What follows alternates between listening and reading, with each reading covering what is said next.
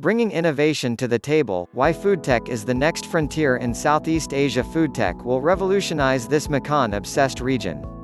And the revolution starts today. It's no secret, Asians love food, and so when we think about opening our first business, many of us gravitate to it. We may dream of opening our own restaurant, eatery, or cafeteria, depending on our capital.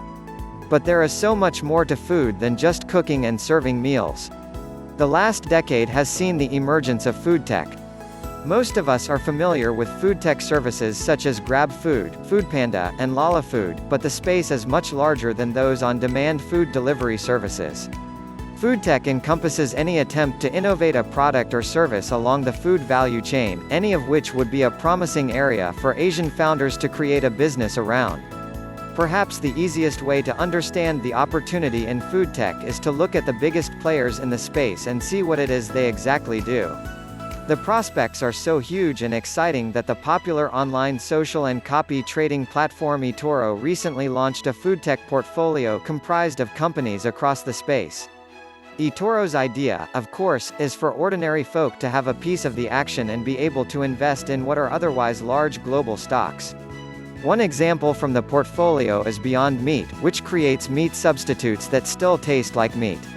The company thus targets the unique demographic of health-conscious people around the world who have gone vegetarian for some reason, whether it be for their health, morality, or environment, but still occasionally crave the taste of a good slab of beef. Beyond Meat is an example of innovating the very foods we consume. While some may assume that such products require prohibitively expensive research and development, this is not always the case. Sometimes it's just about turning consumers toward a product that is already there, as in the case of some Asian brands that extol the virtues of goat's milk. Foodtech for food security, creating demand for alternative foodstuffs that are as healthy as the incumbent but are nowhere near as popular, will aid with food security, one of the Sustainable Development Goals of the United Nations for 2030.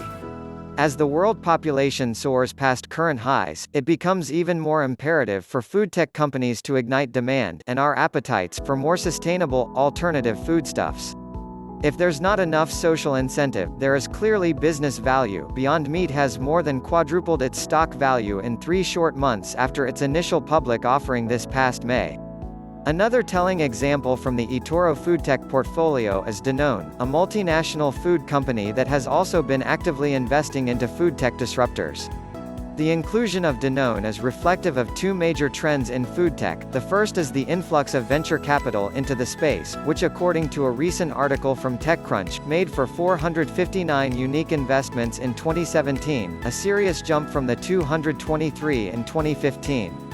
The writing's on the wall. Asian founders who have an idea in the foodtech space will have a serious chance of raising serious venture capital to turn that dream into a reality. The second trend that the inclusion of Danone points to is the very nature of most foodtech businesses. In most cases, these are not value-add companies, but disrupt the very nature of how restaurants and other food businesses operate. Take the example of Travis Kalanick, who recently raised $400 million for his first startup after Uber, known as Cloud Kitchens. This company creates what it calls smart kitchens for delivery-only restaurants. These, in effect, allow food operators to expand rapidly and project themselves into what may have once been prohibitively remote locations. Since the cost is significantly lower than setting up a consumer-facing restaurant with all its attendant expenses, waitstaff salary, design and decorations, utensils, and so on, food operators can open up more locations at a fraction of the cost. Just as cloud-based software allowed companies to save enormously in comparison to on-premise software, Cloud Kitchens will enable food operators to earn more from their menus. Scaling across a spectrum of possibilities, the foodtech trend is not limited to cloud kitchens.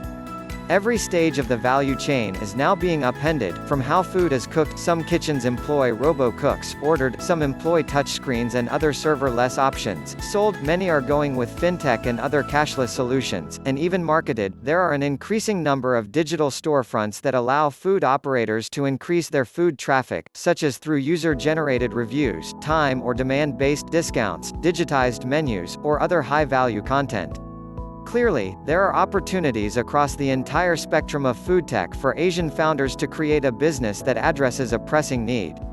The fact that these food tech companies are publicly listed shows the scale available in the space. Not even the largest tech companies have as wide and open accessibility for their consumers and customers.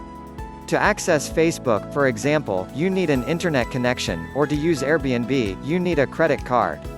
No such limitation exists in the food tech industry, which is predicated on finding new ways to serve everyone and more, including the people yet to be born, but will further strain our food security over the coming decades. In this view, food tech is not only a business opportunity, but one for social impact. Your business can reach an unprecedented scale, all while keeping people satiated, fed, and nourished.